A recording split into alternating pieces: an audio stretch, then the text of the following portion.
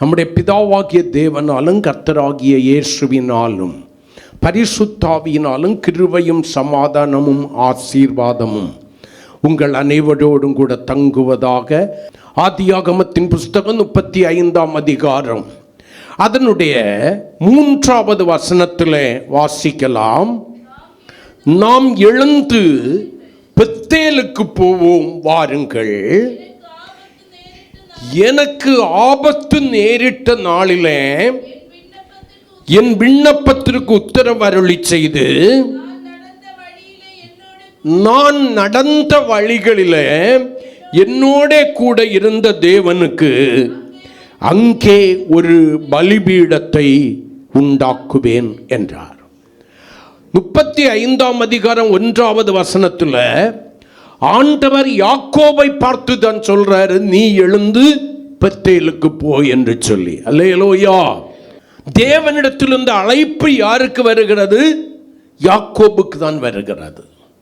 ஏன்னா இந்த பெத்தேலின் அனுபவம் இந்த யாக்கோபுக்கு மட்டும்தான் இருந்ததே தவிர அவனுடைய குடும்பத்தார் யாருக்கும் இருந்ததாக வேதம் நமக்கு சொல்லவில்லை.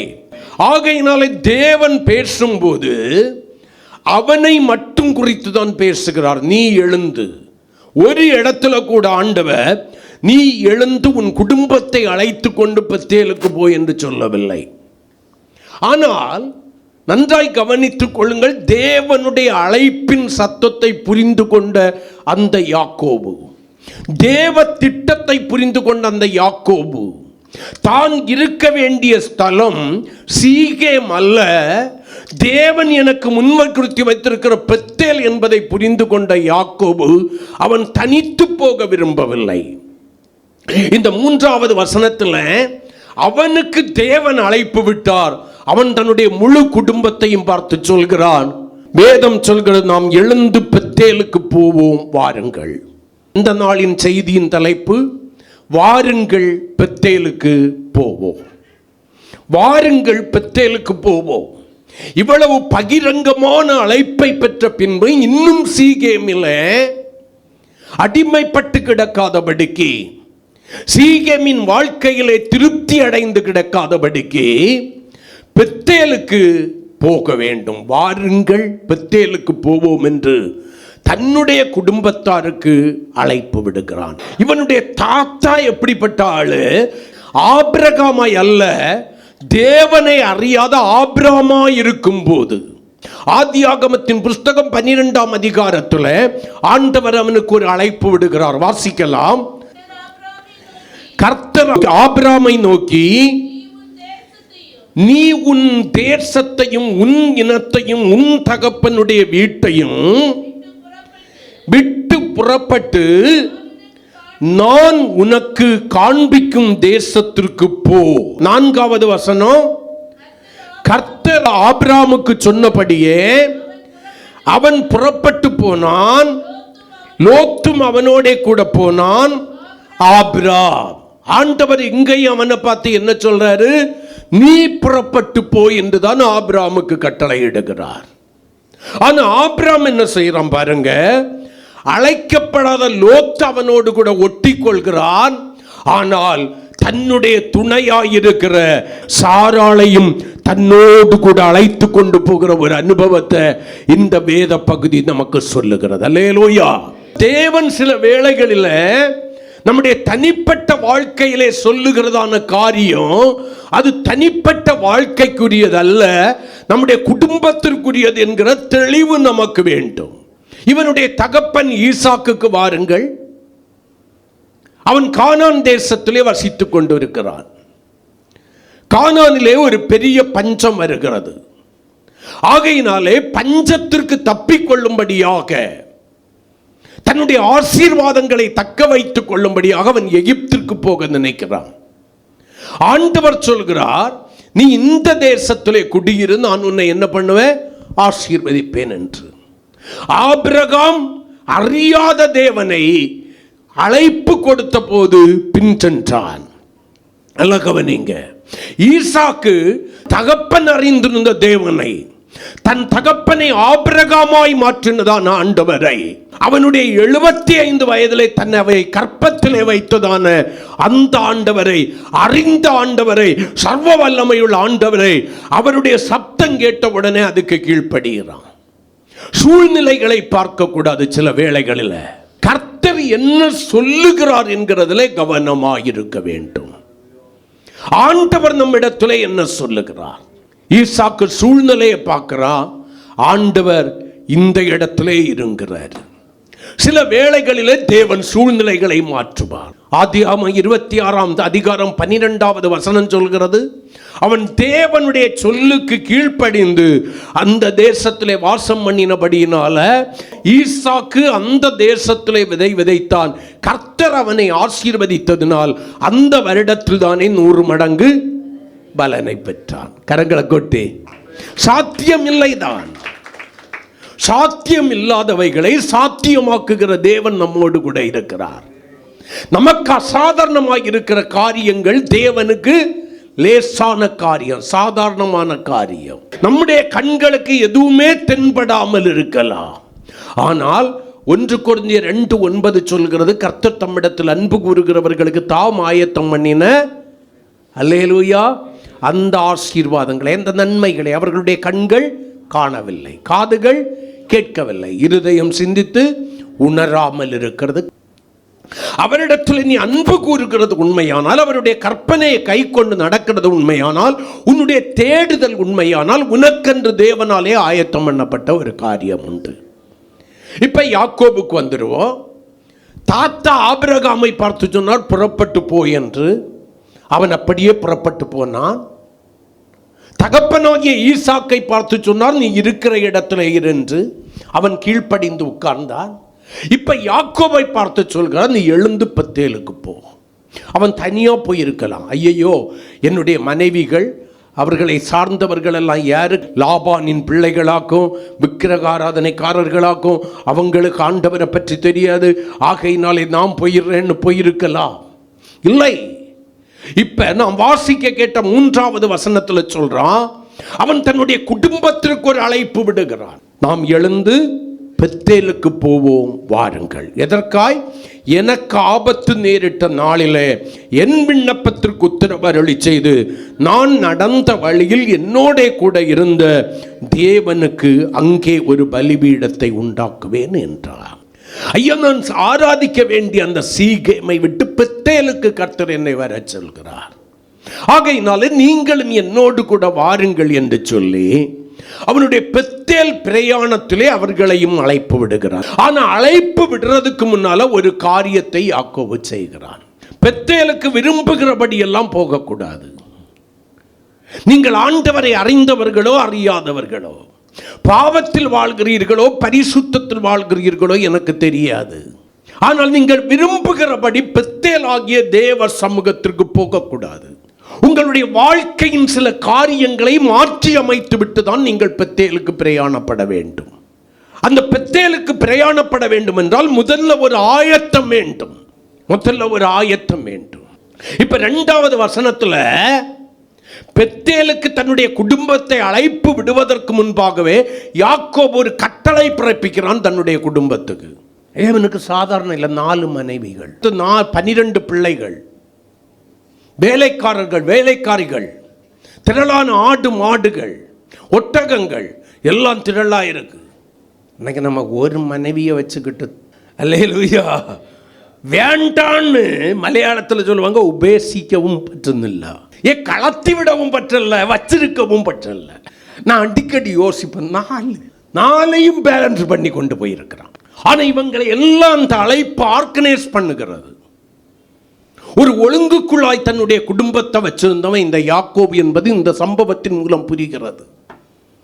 இன்றைக்கு அநேக குடும்பங்கள் தகப்பனுடைய கட்டுப்பாட்டிலே இல்லை. அநேக குடும்பங்கள் தகப்பனுடைய கட்டுப்பாட்டிலே இல்லை. அநேகருடைய குடும்பங்கள் யாருடைய கட்டுப்பாட்டில் இருக்கிறது தெரியுமா? மனைவியினுடைய கட்டுப்பாட்டில் இருக்கிற சில குடும்பங்கள். ஆனால் அதை விடையும் நான் சொல்ல போற ஒரு காரியம் என்ன தெரியுமா? பிள்ளைகளுடைய கட்டுப்பாட்டிற்குள்ளாய் வைக்கப்பட்டிருக்கிற குடும்பங்கள். நான் ஆண்டவரை அறியாதவர்களை குறித்து இங்கே சொல்லவில்லை.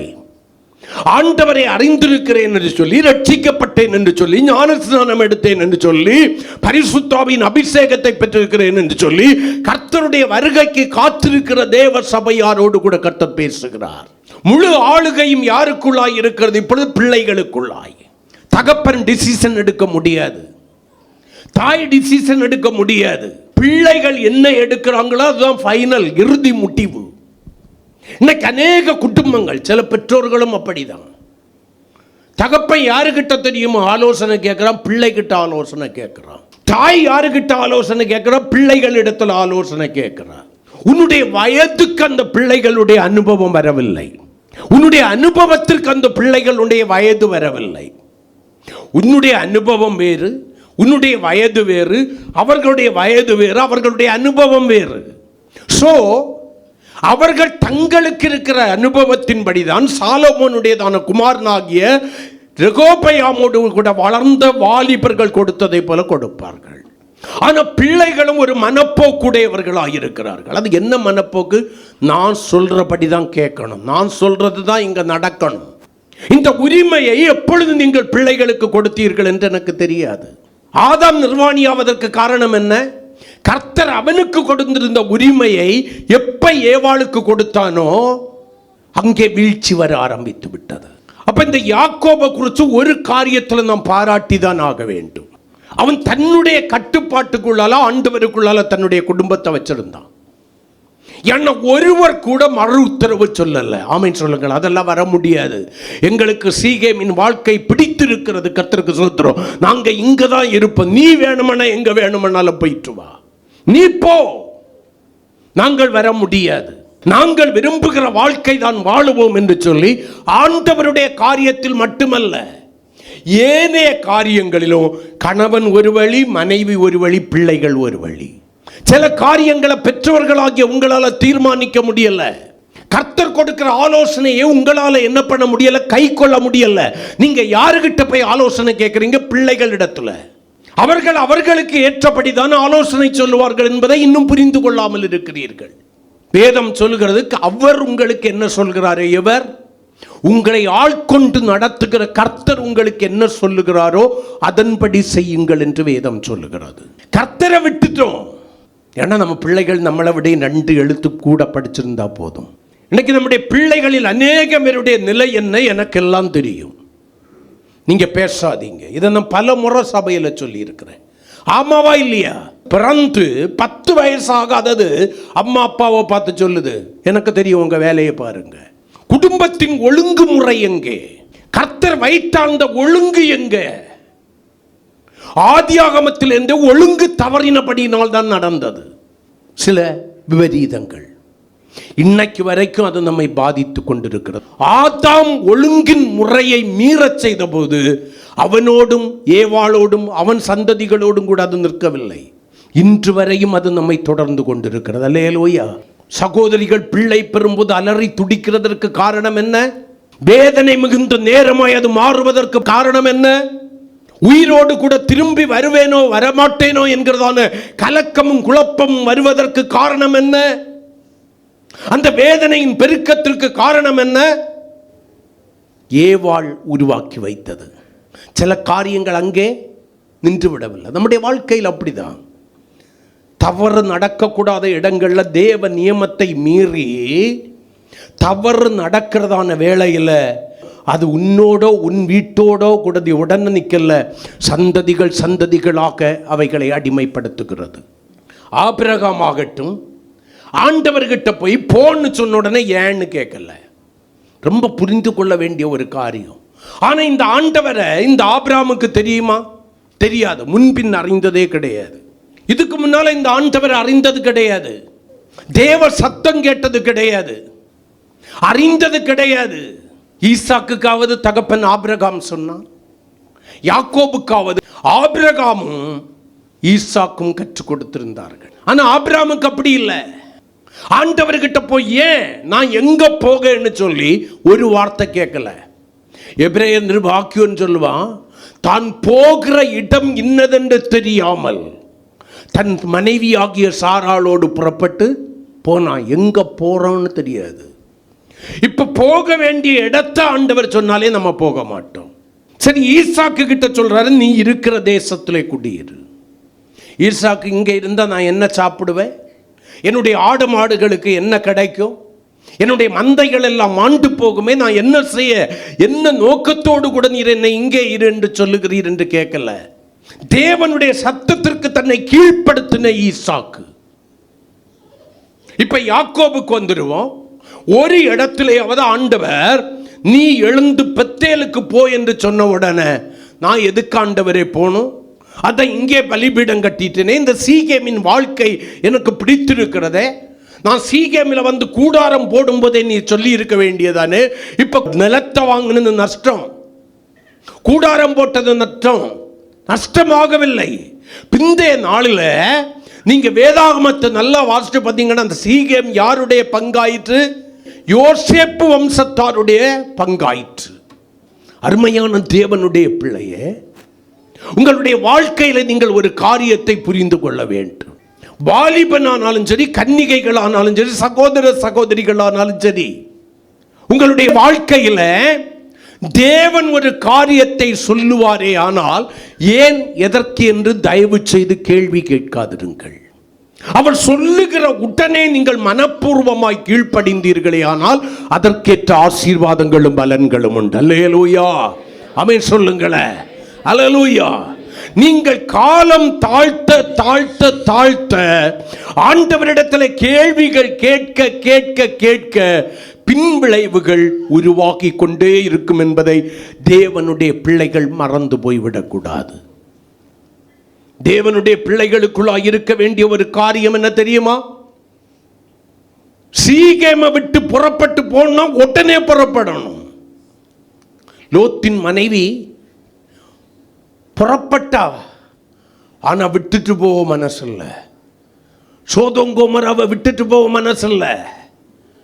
திரும்பி பார்த்தாள். இந்த ஆபிரகாமுக்கு கூட தான் என்ன பண்ணனா, இந்த லோத்து புறப்பட்டு போனா. அந்த லோத்தினுடைய குடும்பத்தை பாருங்க, மனைவி உப்பு தூணாய் நின்று கொண்டிருக்கிறாள். ஆதியாகமம் 19ஆம் அதிகாரத்தில் அந்த சம்பவத்தை வாசிக்கிறோம். இத ஆண்டவராகிய இயேசு நமக்கு எச்சரிப்புண்டாகும்படி எங்க போய் சொல்றாரு? லூக்கா எழுதின சுவிசேஷம் 17ஆம் அதிகாரம் 32வது வசனத்தை வாசிக்கிறதான வேளையில், லோத்தின் மனைவியை நினைத்து கொள்ளுங்கள், அவள் பின்னிட்டு பார்த்து என்ன பண்ணினாள்? உப்பு தூணானாள் என்று சொல்லி நமக்கு எச்சரிப்புண்டாகும்படி சொல்லுகிறார்.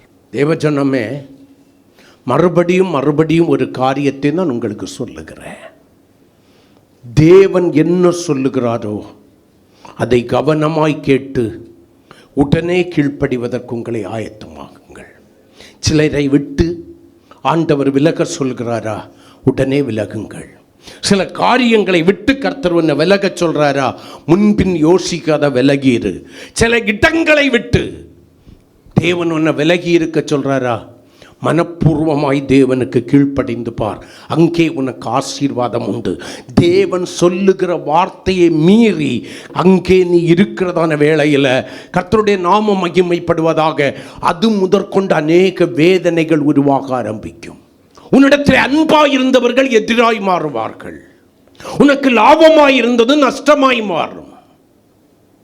சந்தோஷமாய் இருந்த காரியங்கள் துக்கமாய் மாறும். சமாதான தாபரமாயிருந்த இடம் கலக்கத்திற்கும் குழப்பத்திற்கும் உள்ள ஸ்தலமாயிரும்.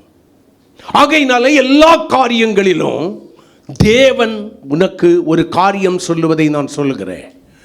தேவன் எஸ் என்று சொல்லுவதை நீ நோ என்றும் ஆக்க துணியாதே. தேவன் நோ என்று சொல்லுவதை நீ எஸ் ஆக்கவும் துணியாதே. ஆமென். உன்னை இருக்கிற இடத்துல இருன்னு சொன்னாரா, கர்த்தருக்கு ஸ்தோத்திரம், மனப்பூர்வமாயிரு. ஆமென். கர்த்தர் உன்னை விட்டு கிளம்புன்னு சொல்றாரா, கிளம்பு. அவர் என்ன சொல்லுகிறார்? உனக்கு விலையேற பெற்றது என்று நினைக்கிற சிலரை விட்டு கர்த்தர் விலக சொல்றாரா, மனப்பூர்வமாய் விலகிப்பார். உனக்கு விலையேற பெற்றது என்று நினைக்கிற சில காரியங்களை தூக்கி போடுன்னு சொல்றாரா, ஆண்டவர்கிட்ட போய் கேள்வி கேட்டுக்கிட்டு இருக்காது. ஐயோ, நான் இதை எப்படி தூக்கி போடுவேன்? உடனே தூக்கி போட்டுரு. கர்த்தர் உன்னை மெச்சிக்கொள்வார். அல்லேலூயா. இப்ப யாக்கோபுக்கு அழைப்பு கொடுக்கிறார். யாக்கோபு 3ஆம் வசனத்துல தன்னுடைய குடும்பத்தாருக்கு அழைப்பு கொடுக்கிறான். ஆனா அழைப்பு கொடுக்கிறதுக்கு முன்னால ஒரு கண்டிஷனை முதல்ல சொல்லிடுறான். ஆமென் சொல்லுங்களேன். அழைப்பு கொடுத்து விட்டு கூட அவன் என்ன பண்ணல, கண்டிஷன் சொல்லல. அழைப்பு கொடுக்கிறதுக்கு முன்னாலே தன் குடும்பத்தாருக்கு வாருங்கள் நாம் பெத்தேலுக்கு போவோம் என்கிற அழைப்பு கொடுக்கும் முன்னாலேயே அவன் கண்டிஷன் என்னன்னு சொல்லிடுறான். வாசிக்கலாம் 2வது வசனம். அப்பொழுது யாக்கோபு தன் வீட்டாரையும் தன்னோடு கூட இருந்த மற்ற அனைவரையும் நோக்கி, உங்களிடத்தில் இருக்கிற அந்நிய தெய்வங்களை விலக்கி போட்டு உங்களை சுத்தம் பண்ணி கொண்டு உங்கள் வஸ்திரங்களை மாற்றுங்கள். அதுக்கு பிறகு தான் அழைப்பு கொடுக்கிறான். எதுக்கு இந்த ஆள் இதெல்லாம் சொல்றான்னு முதல்ல அவங்களுக்கு புரியல. எதுக்கு அந்நிய தேவர்களை மாற்ற சொல்றான், தெய்வங்களை மாற்ற சொல்றான்? எதற்கு எங்களை சுத்தம் பண்ணி கொள்ள சொல்கிறான்? எதற்கு வஸ்திரங்களை மாற்ற சொல்றான்னு முதல்ல புரியாம இருக்கலாம்.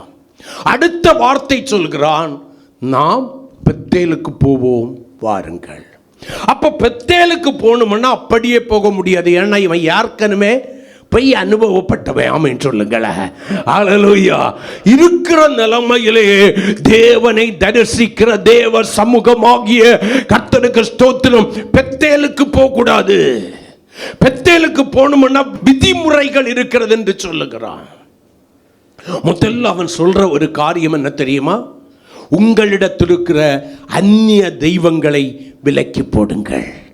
நான் அறிந்திருக்கிறது யார் தெரியுமா? சர்வ சிருஷ்டிக்கு எஜமானனாய் இருக்கிற ஜீவனுள்ள உண்மையான தேவன், வார்த்தையிலும் கிரியையிலும் வல்லமையுள்ள ஆண்டவர், வானத்தையும் பூமியையும் படைத்தாண்டவர், எனக்கு ஆபத்துண்டான நாளில் எனக்கு அனுகூலமாயிருந்த ஆண்டவர், இந்த 20 வருட காலமாக என்னை நடத்தி கொண்டு வந்தது ஆண்டவர், ஒன்றும் இல்லாத அநாதையை போல் இருந்த என்னுடைய வாழ்க்கையில் குடும்பம் என்கிற மேன்மையான காரியத்தை தந்தவர்.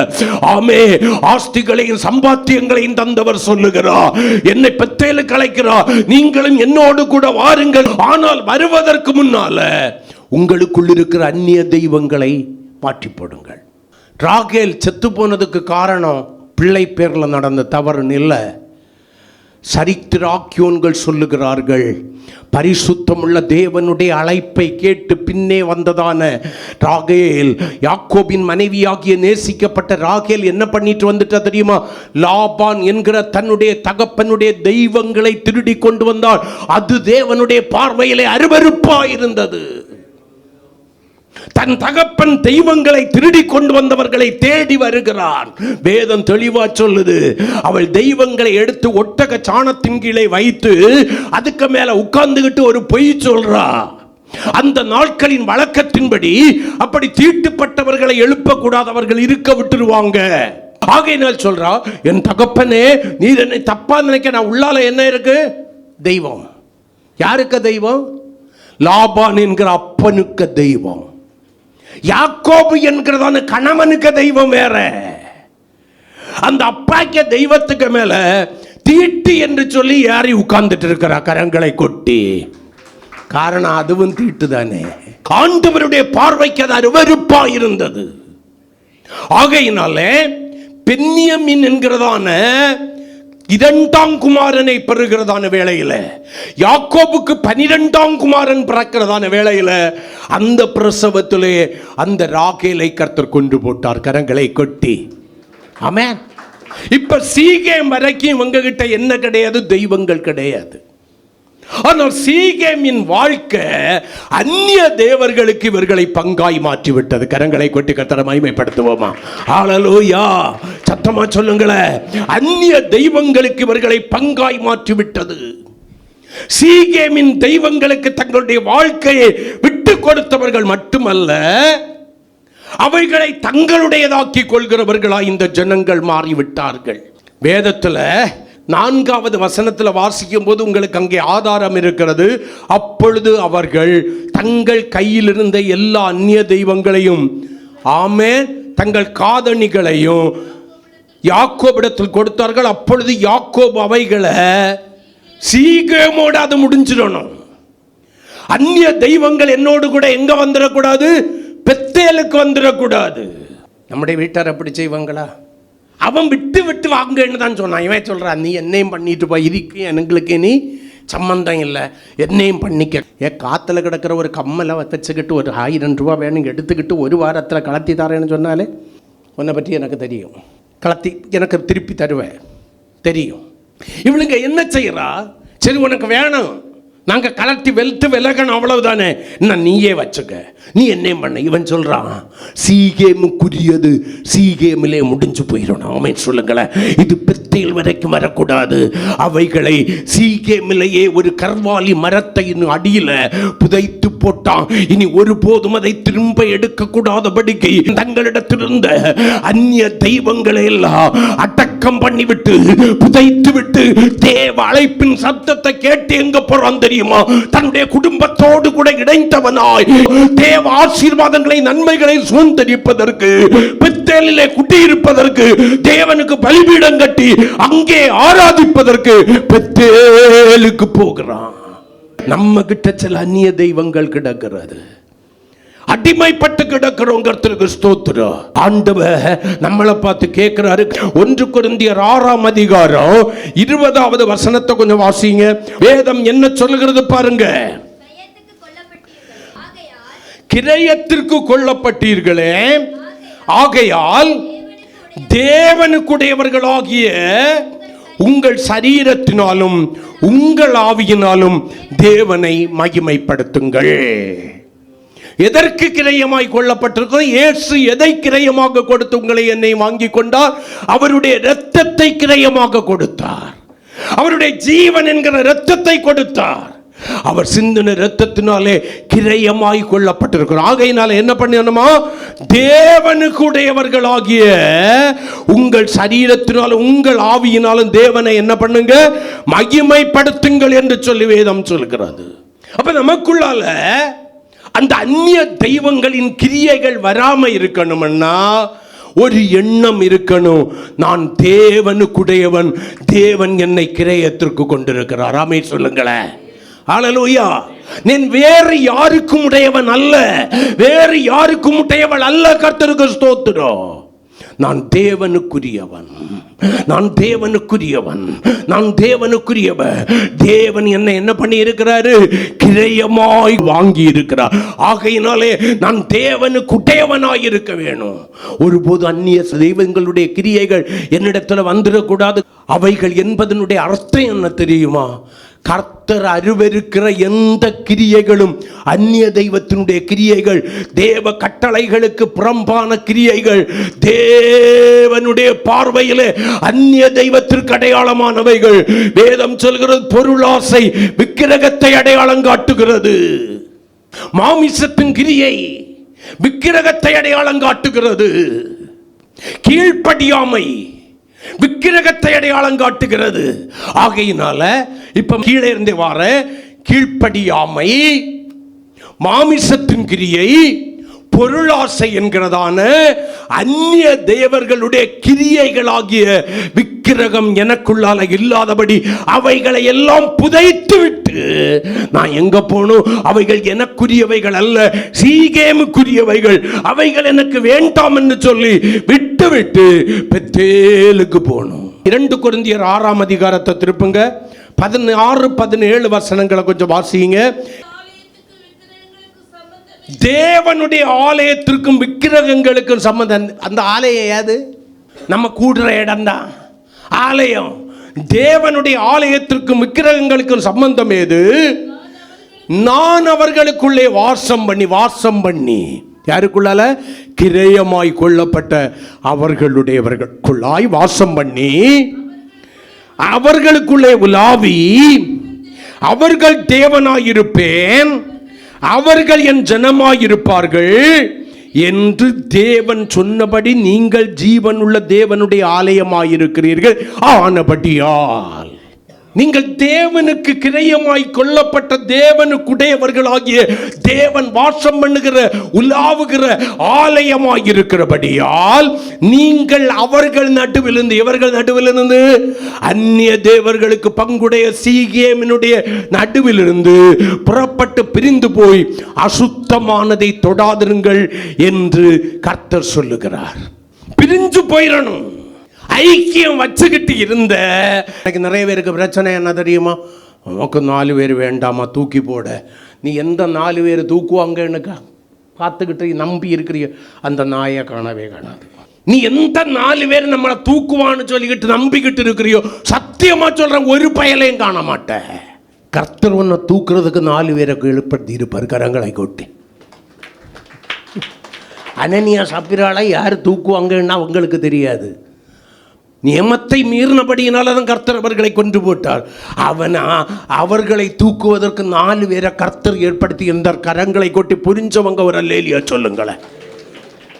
அவர்கள் நடுவிலிருந்து பிரிந்து போய் அசுத்தமானதை தொடாம அவர்களுக்குள்ளால இருந்த அசுத்தம் உனக்குள்ளால இருக்க அத்தை புதைச்சிட்டு போயிருப்பத்தேலுக்கு, தேவனை தரிசிக்கும் ஸ்தானமாகிய பெத்தேலுக்கு, தேவன் பிரசன்னமாகிற பெத்தேலுக்கு, உன்னை சந்திக்க விரும்புகிற பெத்தேலுக்கு, உன்னை ஆசீர்வதிக்க விரும்புகிற பெத்தேலுக்கு, உனக்கு வாக்கு தர விரும்புகிற பெத்தேலுக்கு அந்நிய தேவர்களை விலக்கி விட்டு, அந்த அசுத்தத்தை விலக்கி விட்டு, அந்த பொருளாசைகளை விலக்கி விட்டு, அந்த முரட்டாட்டம் என்கிற கீழ்ப்படியாமை விலக்கி விட்டு, அந்த மாம்சத்தின் கிரியை விலக்கி விட்டு, தேவன் அருவருக்கிற அந்த அந்நிய தெய்வங்களுடைய கிரியைகளை விலக்கி விட்டு, சீகேமினுடைய கிரியைகளை விலக்கி விட்டு எழுந்து பெத்தேலுக்கு போ. இப்ப யாக்கோபு சொல்றான், பெத்தேலுக்கு போவோம் வாருங்க. அல்லேலூயா. ஆனா கண்டிஷன் இருக்கு. இன்னைக்கு நமக்கு எது பிடிக்காது? அதுதான் பிடிக்காது. இவன் முதல்ல சொல்லிடுறான். என்ன பண்ணிடுறான்? முதல்ல சொல்லிடுறான். பறவைக்கு அழைப்பு விட்டுக்கிட்டு இதை சொல்லியாச்சோன்னா இதை முதல்ல சொல்லி, சிலர் சொல்லுவாங்களா இல்லையா, இதை முதல்ல சொல்லி இருக்க வேண்டியதானே. அவன் தெளிவுள்ளவனாக இருந்திருக்கான். அந்த காலத்திலே முதல்ல டேர்ம்ஸ் அண்ட் கண்டிஷனை சொல்லிடுவோம், அதுக்கு பறவைக்கு அழைப்பை விடுவோம். அல்லேலூயா. ஆமே. அவங்க என்ன பண்ணிட்டாங்க தெரியுமா? இருந்தவைகளை எல்லாம் கொடுத்து, ஐயா நீயே வச்சுக்க. அவன் பார்த்தான், இவங்க வேண்டான்னு தந்ததை நான் எதுக்கு பெத்தேலுக்கு கொண்டு போக போறேன்? அவர்களுக்கு கட்டளை கொடுத்தவனே நான் அல்லவா, இதை நான் கொண்டு போகக்கூடாது. சீகேமோடு கூட இது முடியணும்னு சொல்லி கர்வாலி மரத்தின் கீழே என்ன பண்ணி போட்டான்? புதைத்து போட்டான். நீ எங்கே புதைச்சி வச்சிருக்க? இனி நீ சீகேமுக்கு திரும்பி வர முடியாது. இனி உன்னுடைய குடியிருப்புங்க தான் தேவ சமூகமாக்கிய பெத்தேலு தான். 2வது என்ன பண்றான்? 2வது வசனத்தில் சுத்தம் பண்ணி கொள்ளுங்கள். ஆமே ஆமே. இவ்வளவு நேரமும் நீங்க அந்த அந்நிய தெய்வங்களை வச்சிருந்தீங்களே, அந்த தீட்டு, அந்த அசுத்தம் உங்களுக்குள்ளால இருக்கும். அது உங்களை அசுத்தப்படுத்தி இருக்கும். ஆகையினால நீங்க விட்டுட்டேன்னு சொல்லி அப்படியே வந்துடக்கூடாது. முதலாவது தேவ சமூகத்துக்கு வரும் முன்னால தேவ பாதத்தில் அமர்ந்து உங்களை சுத்தம் பண்ணணும். பரிசுத்தம் இல்லாமல் ஒருவனும் தேவனை தரிசிப்பதில்லை என்று சொல்லி எபிரேயர் 12:14 நம்ம வாசிக்கிறோம். பரிசுத்த அலங்காரத்துடனே தேவனை ஆராதிக்கும்படி அழைக்கப்பட்டிருக்கிறோம். அல்லேலூயா. சுத்தம் பண்ணுதல் என்பது மிகவும் அவசியமான ஒன்று. வேதம் சொல்கிறது, யாதொரு கசப்பான வேர் உங்களுக்குள்ளாயிருந்து முளைத்தெழும்பி அநேகமேர் தீட்டுப்படாதபடிக்கும் என்று சொல்லி வேதம் நம்மை எச்சரிக்கிறது. கர்த்தராகிய இயேசு கிறிஸ்துவின் இரத்தத்தினால நம்ம கழுவி சுத்திகரிக்கப்பட்டவர்கள் அல்லவா. நமக்குள்ளே அந்த சுபாவங்கள், ஏன் அந்த சுபாவங்கள், அந்த கசப்பு ஏன் இன்னும் மாறவில்லை? அந்த வைராக்கியம் இன்னும் ஏன் மாறவில்லை? அந்த தவறான புரிந்து கொள்ளுதல் ஏன் இன்னும் மாறவில்லை? அந்த குறை சொல்லுதல் ஏன் இன்னும் மாறவில்லை? அந்த கோள் சொல்லுதல் ஏன் இன்னும் மாறவில்லை? அந்த கோபம், ஒற்றவர்களை குறித்த எரிச்சல் ஏன் உனக்குள்ளால மாறல? அப்ப உன்னை சுத்திகரித்தது எந்த ரத்தம்? பன்றி ரத்தமா? இல்ல பழைய ஏற்பாட்டில் சுத்திகரித்தது போல சிந்தப்பட்ட ஆட்டுக்கடாவின் ரத்தமும் அல்லது இளங்காளையின் ரத்தமுமா? இல்லையே. தேவாட்டுக்குட்டியாகிய ஆண்டவராகிய இயேசு கிறிஸ்து என்கிற சர்வ சிருஷ்டிக்கும் எஜமானனாய் இருக்கிற இயேசு கிறிஸ்துவின் ரத்தம் அல்லவா உன்னை சுத்திகரித்திருக்கிறது. 1 யோவான் 1:7 அப்படி வாசிக்கிறோமே. எப்ப அது உண்மையா சுத்திகரிக்குதான்? நம்ம எல்லாம் இவ்வளவு மட்டும் வச்சுக்கிடுவோம். எது? கர்த்தராகிய இயேசு கிறிஸ்துவின் ரத்தம் நம்முடைய பாவங்களால நம்மை சுத்திகரிக்கிறது. அந்த வசனத்தில் முக்கியமான பகுதியை விட்டுறோம். எப்ப சுத்திகரிக்கிறது தெரியுமா? சுத்திகரிக்கணும்னு விருப்பம் இருக்கணும்னா என்ன பண்ணணுமா தெரியுமா?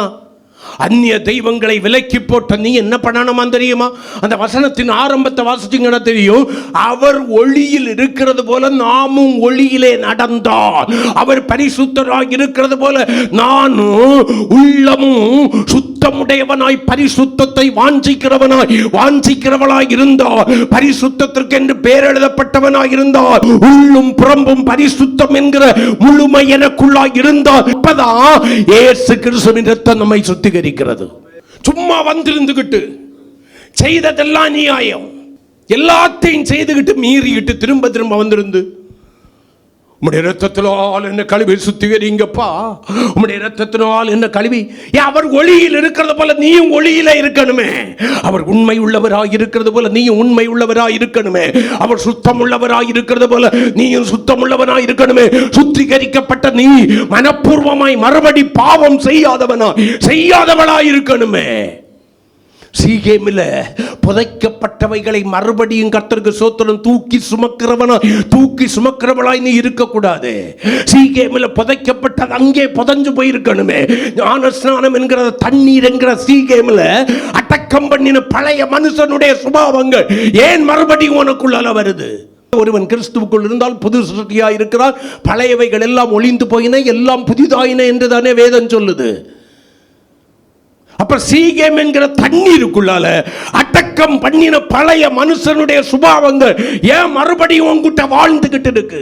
அதே பொய், அதே பித்தலாட்டம், அதே பெருமையான பேச்சுகள், அதே அகந்த, அதே கீழ்ப்படியாம, அதே துணிகரம், அதே இச்சை. சமாதானம் என்று விடுறதுக்கு நேரம் இல்லை. சண்டைக்காரனாய் இருக்க விரும்புகிறாயோ? இது பழைய மனுஷனுடைய சுபாவம் அல்லவா? ஞானஸ்நானம் எடுத்து வெள்ளையும் சொல்லையுமா இருந்த போதாது. முதல்ல உன் பெற்றோருக்கு கீழ்ப்படி. பிள்ளைகளே, உங்கள் பெற்றோருக்கு கர்த்தருக்குள் கீழ்ப்படியுங்கள். சகோதரிகளே, வேதம் சொல்லுது உங்க கணவனை எப்படி கணம் பண்ணணும் தெரியுமா? சாரால் கணம் பண்ணினது போல ஆண்டவனே எங்கனும் வெள்ளை சொல்லையும் கட்டினா போதாது. சகோதரர்களே, உங்களை குறித்து வேதம் சொல்கிறது, உங்க மனைவியை என்ன பண்ணணுமா? பலவீன பாண்டமானபடியினால அவளை நேசிக்கணுமா? அவளா பலவீனம்? எங்கிட்ட இருந்த நல்ல பலம் உள்ள எறும்பை எடுத்து கொடுத்து கர்த்தருக்கு ஸ்தோத்திரம், அதுக்கு தான் ஐயா பலம் அப்படின்னு யாரோ சொல்றது போல இருக்கு. அவளுக்கு வாய்க்க பலம் எங்கிட்ட இல்லை சார் பாஸ்டர், அவளுக்கு வாய்க்க பலம் எங்கிட்ட இல்லை. சத்தம் அங்க இருந்து வருது. உங்களுக்கு என்ன பாஸ்டர் தெரியும்? இங்க பார்க்கறத வச்சு ஜட்ஜ் பண்ணிடாதீங்க, உள்ளால வந்து பாருங்க. இங்க சில காரியங்களை சபையின் நடுவில் பவ்யமா வரும். வழியில போன உடனே கர்த்தருக்கு ஸ்தோத்திரம் குறுக்க ஆரம்பித்து முறுமுறுக்க ஆரம்பித்து உச்சியில ஏறும். ஒளியில இருந்தாதான் ரத்தம் கழுவி சுத்தம் பண்ணி கொள்ளணும். பெத்தேலுக்கு போகும்னால சுத்தம் தேவை, பரிசுத்தம் தேவை, கசப்பற்ற இருதயம் தேவை, வைராக்கியம் இல்லாத இருதயம் தேவை, கோபம் எரிச்சலும் இல்லாத இருதயம் தேவை, புறங்கூறுதல் இல்லாத இருதயம் தேவை, முறுமுறுக்காத இருதயம் தேவை, தப்பெண்ணம் கொள்ளாத இருதயம் தேவை, சமாதானம் உள்ள இருதயம் தேவை. அதான் சுத்திகரியும் சொன்னா, அவர் ஒளியில் இருக்கிறது போல நானும் ஒளியாய் மாறும் பார்த்தது வரைக்கும், அதில் ஐக்கியம் பண்ணாதது வரைக்கும் நான் என்ன பண்ண முடியாது? சுத்திகரிக்கப்பட முடியாது. 3 யாக்கோபு சொல்றான், வஸ்திரங்களை மாற்றணும். அப்படியே வந்துடக்கூடாது. வெளிப்படையாக மாம்சத்தில் சொல்லணும்னா 3 நாளாக உள்ளால போட்டதையெல்லாம் போட்டுக்கிட்டு மேலே எதையாவது ஒன்று தூக்கிட்டு வந்துடக்கூடாது. இது வெளிப்படையாக சொல்கிறேன். ஆனால் மாற்றப்பட வேண்டிய வஸ்திரம் உண்டு. பாவத்திலும் அக்கிரமத்திலும் மரித்து கிடந்த உன்னிலும் என்னிலும் கிருபை கூர்ந்து ஏசாயா 61:10 படி ரட்சிப்பின் வஸ்திரத்தை உடுத்தி நமக்கு நீதியின் சால்வையை தரித்தாரே. அந்த ஆண்டவர் தந்த வஸ்திரம் ஆசீர்வாதமாய் பாதுகாவலாய் இருக்கணும்னா மாற்றப்பட வேண்டிய வஸ்திரம், பெத்தேலுக்கு போமுன்னால சீகேமிலே மாற்றப்பட வேண்டிய வஸ்திரம், சில வஸ்திரம் உண்டு. நானும் என் வீட்டாருமோ என்றா கர்த்தரையே சேவிப்போ, நீயும் சேவிப்பாயா, நீயும் சேவிப்பாயா. நான் கொஞ்சம் மாற்றி பாடட்டா? நானும் என் வீட்டாருமோ என்றா பெத்தேலுக்கு போவோ, நீயும் வருகின்றாயா, நீயும் வருகின்றாயா. வஸ்திரத்தை மாற்றிட்டு போனோம். நம்ம மாற்ற வேண்டிய 3 வஸ்திரம் என்ன? டக்குன்னு 3 வசனங்களை வாசிங்க, நான் உங்களுக்கு சொல்லி முடிச்சிடும். 1, வெளிப்படுத்தின விசேஷம் 3ஆம் அதிகாரம் 4வது வசனத்தை வாசிக்கலாம். 3:4. ஆனாலும் தங்கள் வஸ்திரங்களை அசுசிப்படுத்தாத சில பேர் சரதையிலும் உனக்குண்டு. அவர்கள் பாத்திரவான்கள் ஆனபடியினால் வெண் வஸ்திரம் தரித்து என்னோட கூட நடப்பார்கள். முதலாவது பெத்தேலுக்கு போனால சீகேம்ல விட்டுக்கிட்டு போக வேண்டிய வஸ்திரம் என்ன வஸ்திரம்னு கேட்டீங்கன்னா, அசுசிப்பட்ட வஸ்திரம். அசுசிப்பட்ட வஸ்திரம், தன்னுடைய மகிமையை இழந்த அழுக்கை ஏற்படுத்தி கொண்ட வஸ்திரம், அருவருப்பை ஏற்படுத்தி கொண்ட வஸ்திரம், தேவனை அருவருக்க செய்த வஸ்திரம். அந்த அசுசியான வஸ்திரத்தை விட்டுக்கிட்டு சுத்தமான வெண்மையான உடனே எல்லாரும் வெள்ளை போடணுமான்னு கேட்காதீங்க, அது உங்க விருப்பம். நான் வெண்மை என்று எடுப்பது சுத்தம். வெளியே ஃபுல்லாக வெள்ளையும் போட்டுக்கிட்டு உள்ளால் அகசுத்தம் இல்லாமல் இருந்தால் ஒரு பிரயோஜனமும் இல்லை. அதுக்கு வெளியே கல்லறை போட்டுக்கிட்டு உள்ளால் சுத்தமாக இருந்தால் கர்த்தர் மெச்சிக்கொள்வார். வெள்ளை தரிக்கிறதுக்கு ஒரு தகுதி வேணும். வாய் மனம் திரும்பி இருக்கா? பொய்யை விட்டு பெருமையை விட்டு திரும்பி இருக்கா? நெஞ்சு அந்த துணிகரத்தை விட்டு மனம் திரும்பி இருக்கா? இந்த கை மனம் திரும்பி இருக்கா? இந்த கால் எங்கே மனம் திரும்பிச்சு சொல்லு பார்ப்போம். பார்க்குறதே ஒரு மாதிரி குறுகுறா பார்ப்போம். ஒன்றும் மனம் திரும்பாமல் பழைய கல்லறைக்கு கொண்டு வெள்ளை அடித்தது போல ஒரு வெள்ளை வஸ்திரம் வந்து உட்கார்ந்தா நாம் பரிசுத்தவான் பரிசுத்தவாட்டி என்று எல்லாருக்கும் அடையாளம் தெரிகிறது. வஸ்திரத்தில் அல்ல, உள்ளம். வெண் வஸ்திரம் உடுத்தீங்கன்னா அது பாக்கியம்.